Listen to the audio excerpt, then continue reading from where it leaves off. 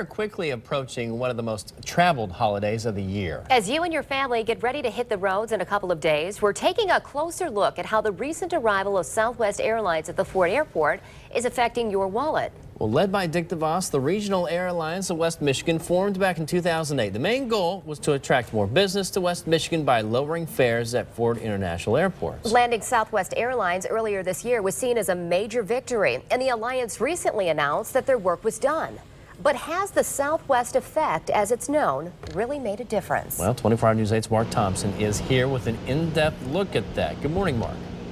Good morning, guys. And Brian Ricks, he's been executive director here at Gerald Ford International Airport for just over a year now. And of course, he was thrilled when Southwest Airlines took over for AirTran and landed here at the airport earlier this year. He says it's going to take a little bit of time to see the full impact of the Southwest effect, but he says fares are already down and the numbers back it up. When the first Southwest plane soared from the Gerald R. Ford International Airport this past August, staff and passengers were flying high with the expectation that fares would fall. And Airport Executive Director Brian Ricks says things are right on schedule. I mean, we're excited. We think the reports from Southwest we've heard thus far is that they're pleased with the way things have started out. And we're excited to work with them on additional nonstop connecting destinations and routes as we go. The Southwest effect is defined by two criteria: drawing more passengers through the airport and lowering fares. Rick says fares are already down over 4% since last year, and the number of passengers through Ford were up 10% in September and October. By March of next year, he projects 31% of all seats will be on low-cost air carriers, the majority on Southwest.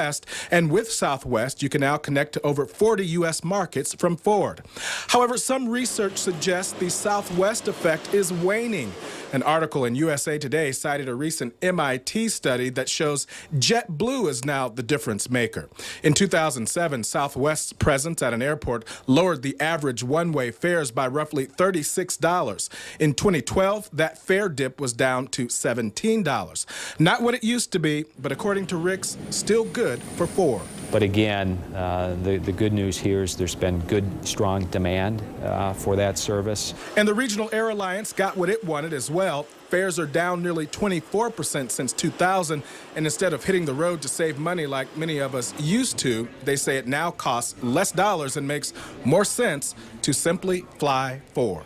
There is no compelling economic argument, frankly, today, as you look at the cost of gas, the cost of time, the cost of parking, etc. There really isn't, on average, a compelling argument to drive to Chicago or to Detroit to get lower cost airfare. And of course, guys, we couldn't just let that statement go. So coming up tomorrow morning on Daybreak, we're going to actually check out some flights, both out to the East Coast and to the West Coast, and see if it's really more cost effective to fly Ford rather than hopping in the car and driving to, say, Detroit or Chicago. That's really interesting stuff, Mark. I'm looking forward to that report. That'll be tomorrow on Daybreak, same time here at 5:20 and 6:20. But Mark, I got a quick question for you here. Is the Southwest effect in full effect right now, or does it take time for that to have a real, true effect?